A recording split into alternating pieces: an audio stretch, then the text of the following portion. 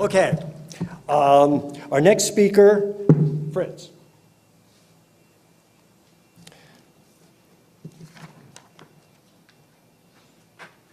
Thanks. Morning. So my name is Fritz Alhoff. I'm a philosopher at Western Michigan University and a senior research fellow at the Center for Applied Philosophy and Public Ethics in Australia. And as Andrew was talking earlier, he's a lawyer and he deals with a certain corpus of ideas. And by contrast, I'm a philosopher, so the ideas that I work with have to do with just war theory. And the relationship between just war theory and international law is highly complementary. These traditions are merged together, but Andrew talked about some of the sources of his tradition. Mine has its roots in philosophers such as Aquinas. Michael Walzer is a more contemporary figure. And the one idea that I just wanted to raise in the 4 minutes that I have is one that occurs in both just war theory and in the laws of armed conflict, and that's what we call the principle of discrimination. And the idea behind the principle of discrimination is supposed to be that you're only allowed to target people who are liable to attack. And that principle is articulated differently, I think philosophically and legally, but again, it's a core idea in both of these sorts of traditions. And the idea, there we go, better. So again, the idea roughly is that you're only allowed to target people who are liable to attack, and roughly that tracks sort of military and civilian distinctions.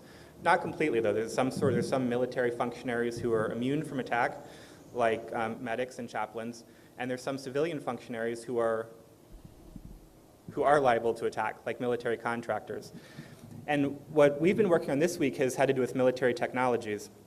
And military technologies, in a lot of ways, challenge the principle of discrimination because they might look in certain ways like they're less discriminatory than traditional military technologies. So if you think about how wars maybe used to be fought with swords or rifles, I can't get it right. If you think about how wars used to be fought with swords and rifles, it's sort of easier to pick out who you want to target, and it's easy to make sure that you target the right people. And it doesn't always work out this way, right? Maybe with some sort of ballistic weapons, there's still the possibility for collateral damage. But by and large, with traditional technologies, the principle of discrimination is at least mostly tractable. And this week we've talked about a bunch of different new technologies. One of the ones we talked about was cyber warfare, and the idea here is that you can use computers, and as Andrew suggested, you can use computers in one place to target infrastructure in other sorts of places. I talked about non-lethal weapons, and those could include things like chemical and biological weapons. And the challenge with some of these technologies is that they seem less discriminatory than swords or rifles. And because we're committed to this principle of discrimination, when we look at these new technologies, we have to think about how we're going to navigate our responsibilities, whether under just war theory or under the laws of armed conflict. And if by deploying a cyber attack, that could have downstream consequences in terms of effects on civilian infrastructure, that would of course be a bad thing. And both just war theory and the laws of armed conflict acknowledge the permissibility in some contexts of collateral damage. So it's not the case that civilian targets are necessarily always illegitimate, but there's at least a strong presumption against anything that would engage against civilian targets. So one thing we've worked on a lot this week is trying to think through some of the effects of military technologies and how they engage with the principle of discrimination. Thank you.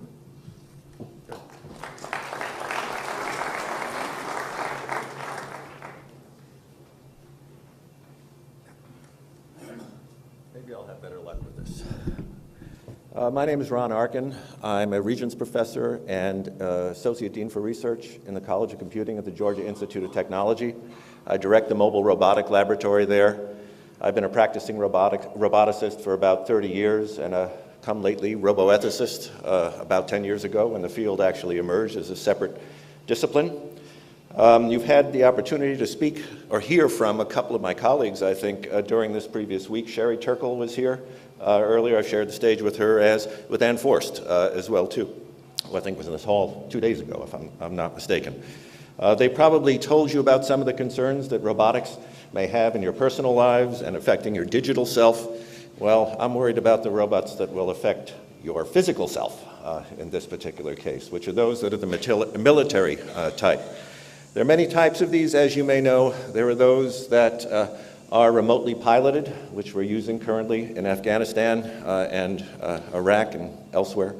There are very serious issues regarding what are the underlying ethical, let alone legal constraints in terms of their use, which I don't have time to go into here.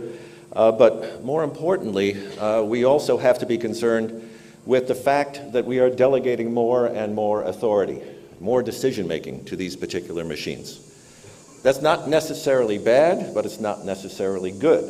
One of the things that we wanted to examine this week was the adequacy of international humanitarian law, both discrimination and other capabilities that we've heard talked about in this particular domain.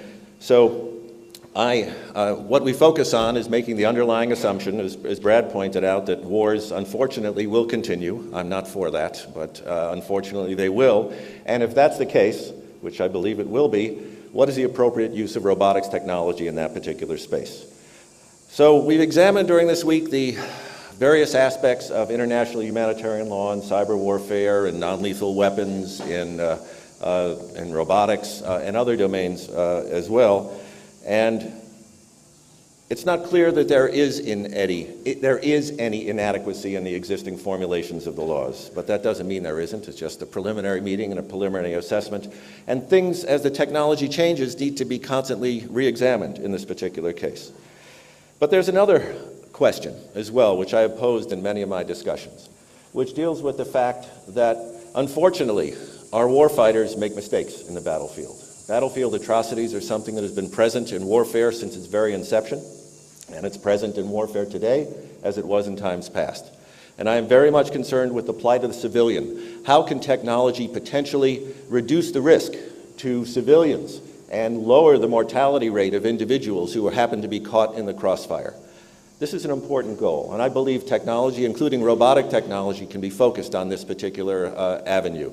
There are many arguments for, in my case, and also many, many, many arguments against the notion of lethal autonomous systems. Whatever the case may be, we must ensure that this technology is moved out into the battlefield, which it will be, which is the second underlying assumption, in a guided and controlled and governed manner. We'll hear about governance later from one of my colleagues as well, to make sure that it's safe not just for friend, but also for the individuals who happen to be innocently caught in the battle space. Thank you.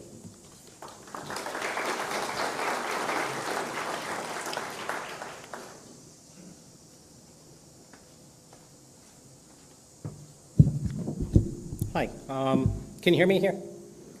I'm Herb Lin. I'm with the National Academy of Sciences in Washington, D.C., and I've studied cyber issues for many years, and lots about computer hacking and so on.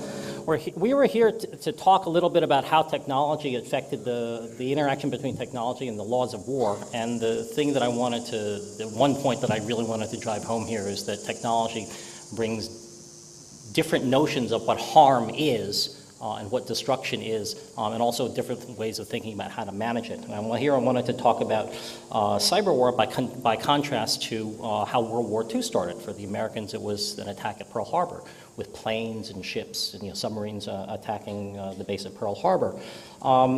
And I want to point out that we knew who it was. The Japanese planes coming in had those red circles on them. And it was overt that they didn't try to hide the destruction in any way.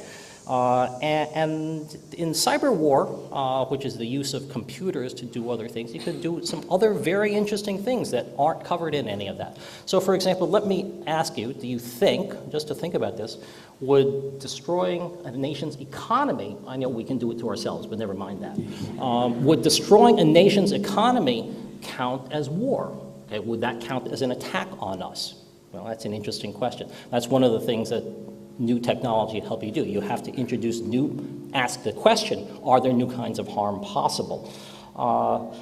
And it also raises questions about how to stop a war, right? And when we stopped the war in Japan, against Japan, there was an armistice that was signed, and Japanese troops laid down their arms. They pulled back troops, and so on. In cyber war, you can't exactly do that, because one of the interesting things about cyber warfare and conducting cyber attacks and so on is that you often don't know who it is that's coming after you. You don't know who's attacking you. And how do you know that they've stopped firing at you in cyberspace?